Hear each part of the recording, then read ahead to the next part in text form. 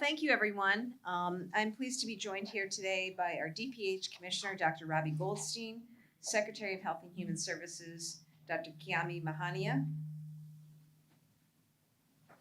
Undersecretary Mary McCune, Undersecretary Amy Rosenthal, Commissioner Sarah Peterson of the Department of Developmental Services, Chair of the Public Health Committee, Senator Bill Driscoll, Tanisha Sullivan, Chair of the Black Empowerment Council. We're also joined today by many pediatricians and representatives of our great medical and public health community here in Massachusetts. And I want to thank you all for being here today. Susan Webb, the Massachusetts Medical Society, Dr. Naima Joseph, maternal fetal medicine specialist at Boston Medical Center, President Tiffany Benoit, Massachusetts Association of Public Health Nurses, Dr. Everett Lamb, pediatrician at Mass Health, Dr. Kristen Moffitt, pediatric infectious disease doctor at Boston Children's Hospital, Dr. Margaret Fye and Dr. Michelle Locke of the Pediatric Physicians Organization at Boston Children's Hospital, Dr. Ilana Stitzen, an emergency medicine physician at Boston Medical Center, Dr. Eileen Costello, medical director, the Department of Children and Families, and Dr. Joanne Wolf, chair of pediatrics at Mass General Brigham. Needless to say, if anybody has an issue right now, this would be the time to have an issue. You'd be in good hands. I feel really good. But we're here today on something serious. We're here today to make clear where Massachusetts stands on protecting our children and access to safe and effective proven vaccines. In Massachusetts, we follow the science, the data, and we listen to our medical experts. We will make the best health recommendations to our families so that they can protect themselves and their loved ones. We're also committed to getting out to the public accurate information about the safety, the effectiveness, and the availability of vaccines for yourself and for your kids. That's what we are also about here today. It's especially important that I say this right now because for the next 2 days, the CDC's Advisory Committee on Immunization Practices, ACIP, will be meeting in Washington, D.C. And unfortunately, we have seen, and I expect to continue to see, more moves in an unfortunate direction when it comes to public health in this country. So bottom line is, here in Massachusetts, we're going to follow the science, we're going to follow the data, we're going to listen to public health and medical experts, and we are going to, as an administration, make sure that we are getting to the public, to parents, to children, to families, to our seniors, to people with disabilities, to everybody in Massachusetts, accurate information about vaccines. We know that Secretary Kennedy removed and then handpicked members of the ACIP committee. We understand the next 2 days they will be looking at childhood and adolescent immunizations, as well as hepatitis B vaccines and general issues related to vaccine safety. Based on everything that we've seen and heard so far from Secretary Kennedy over the last 9 months, 10 months, we have real concerns and very little confidence that what they put out will be sound or based in science. In just the past few weeks, and I say this, if you just look at the past few weeks alone, because in the past few weeks alone, they've talked openly about rolling back established evidence-based guidance. They've suggested delaying the hepatitis B vaccine for newborns, which creates a dangerous window of risk for our babies.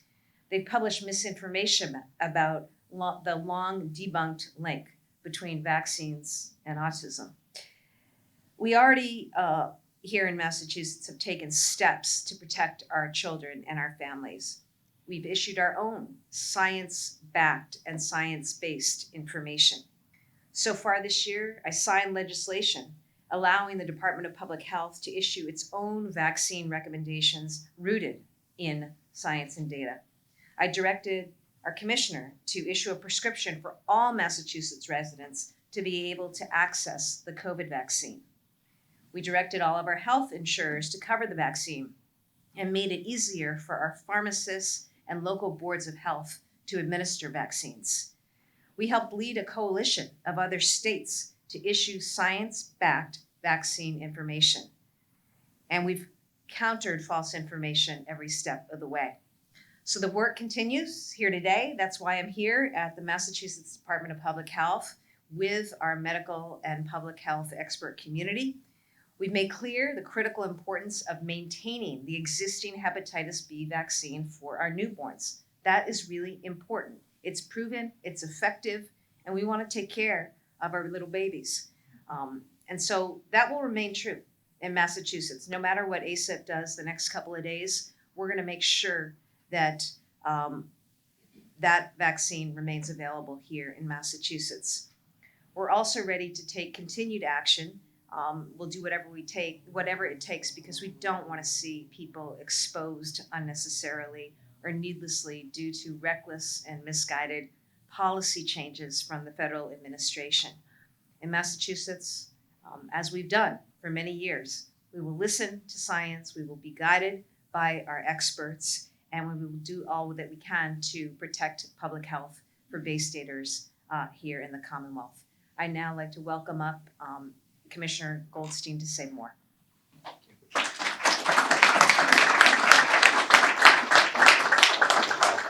Thank you, Governor Healey. And I want to start by thanking you for your leadership. It's leadership that is grounded in courage and clarity, and it's anchored in science. And at this moment, when the ground feels like it's shifting, you have stood firm. You've been bold and outspoken in insisting that public health decisions in Massachusetts be rooted in evidence, shaped by experts, and guided by what keeps our communities safe. And our state is better and healthier because of your commitment. So thank you. When I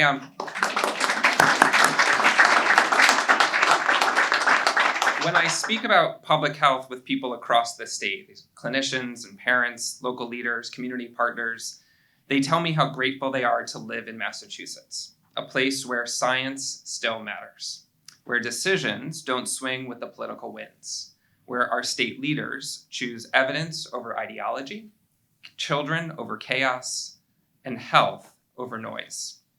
Massachusetts has long been that place, and that tradition will continue. Tomorrow and Friday, CDC's Advisory Committee on Immunization Practices will meet to discuss and possibly vote on questions that strike at the heart of how we protect our children. The immediate concern is the newborn hepatitis B vaccine. ACIP may decide to remove this long-standing recommendation. And let me be clear about the impact. It would be disastrous. We have been safely and effectively giving the hepatitis B vaccine to newborns since 1991, when CDC recommended the vaccine for all babies within 24 hours of birth. The result of that decision has been game-changing. Pediatric infection rates have fallen by 99% nationwide.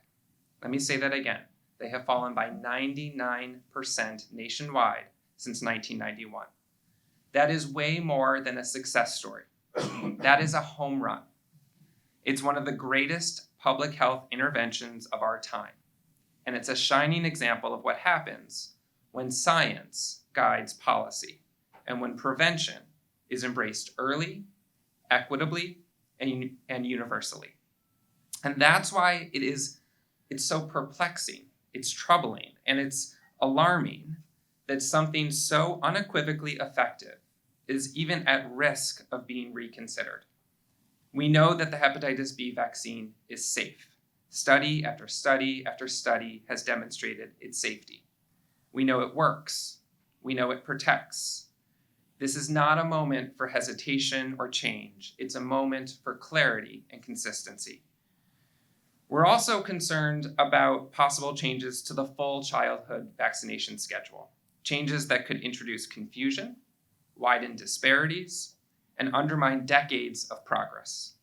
The childhood schedule is the backbone of prevention in pediatrics. It's built on rigorous science and real-world impact. Altering it without the strongest scientific rationale carries enormous consequences for families and communities. For many of us, what is happening tomorrow at ACIP's meeting is painful. I say that as an infectious disease physician and one who spent 2 years at CDC working alongside some of the most brilliant and dedicated public servants in this nation. I believed deeply, and I still believe, in the mission of that agency. But the truth we must face now is that the guidance emerging from CDC at this moment with this administration does not reflect the best, most current science. It does not meet the standard that children and families deserve. And so here in Massachusetts, our responsibility is first and foremost to the people who live in this state. Protecting their health sometimes requires difficult choices, including choosing to not follow federal guidance when that guidance falls short. And that's not easy, but it's necessary. And it's what evidence-based public health leadership calls for. It's important to note that our gathering today is not intended to be about partisanship or policy or ideology. It's about people. It's about how we talk with parents who are confused and anxious about doing the right thing for their children. It's about how we support providers who are stretched thin and navigating conversations that feel harder than ever. It's about how we, together, rebuild the trust that's been chipped away by misinformation and disinformation and the deliberate sowing of doubt. So in this room, we have pediatricians, infectious disease and emergency medicine physicians. We have nurses, public health experts, scientists. We have autism advocates, community partners, frontline clinicians, folks who are meeting families every day where they are, in exam rooms, in community centers, in schools, in living rooms, and at kitchen tables. And they know better than anyone what people are hearing, what they're worried about, and what they need from us. So we want to have a conversation, one that will help us navigate this tricky moment, one where we'll hear the stories, we'll hear the concerns and the ideas. We need to learn what tools and messages and partnerships are needed to break through the confusion and how we can rebuild the trust in a way that's durable, equitable, and worthy of the families that we all serve. For centuries, our state has been a locus of innovation and leadership in healthcare, in science, and in public health. And now we must also lead in communication, in community engagement, and restoring trust in one of the most powerful tools we have for keeping children safe and healthy, and that's vaccines. So thank you for being here today, and I think I'll turn it back to the governor for some questions. Great.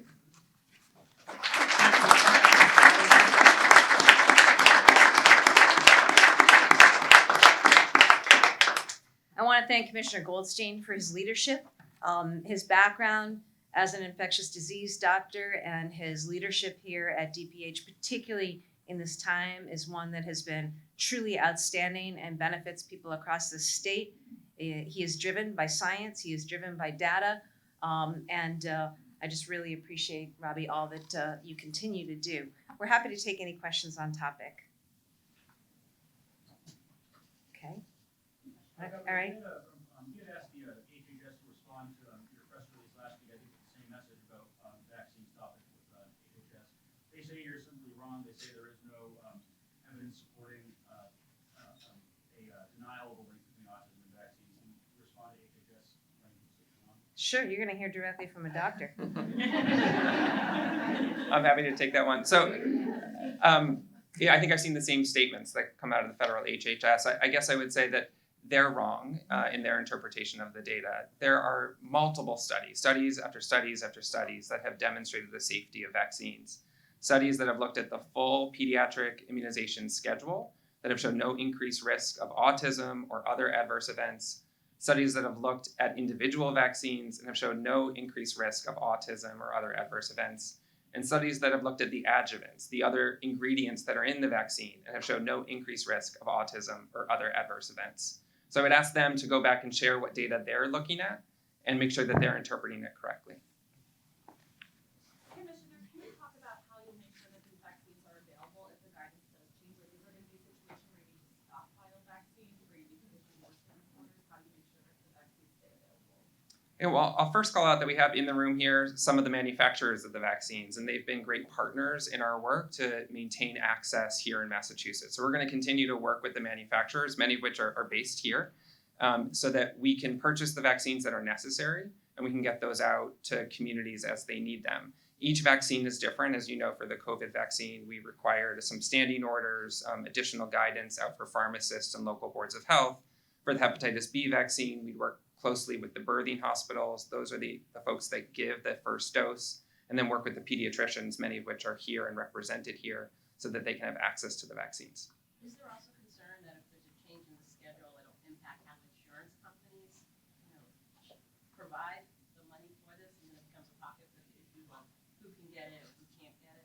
I think we're incredibly lucky here in Massachusetts for multiple reasons. One of which is that we have a program here in Massachusetts that covers all children universally for their vaccine access.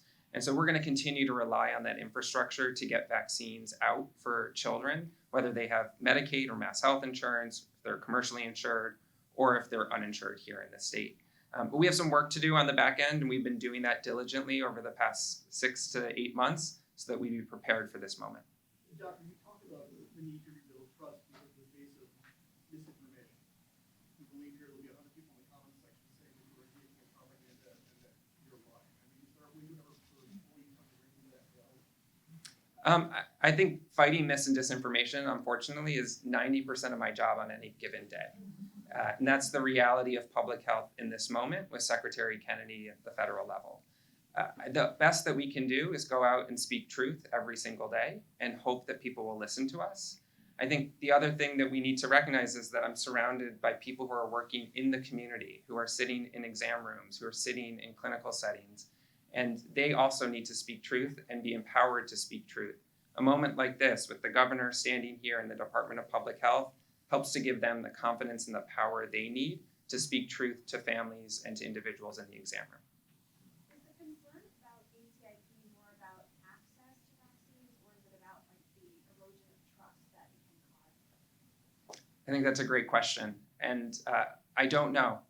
I don't know the answer. I worry about the erosion of trust. I think in many ways, no matter what is decided tomorrow, no matter what vote happens, the damage to trust has already happened. And so we need to do everything we can to rebuild that. Christian, you say you may, depending on what the vote turns out to be, so you, if I'm correct, you may not follow CDC guidelines saying not, it's anti-vaccine.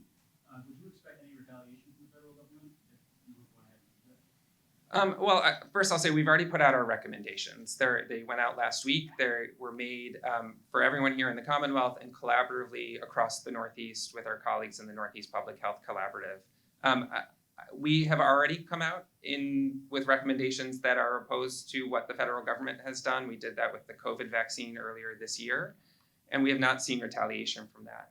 But I would note that what we're doing is the right thing for individuals. It's the right thing for newborns. It's the right thing for families. And so we don't want to back down from doing what's right just because of the fear of what might come back to us.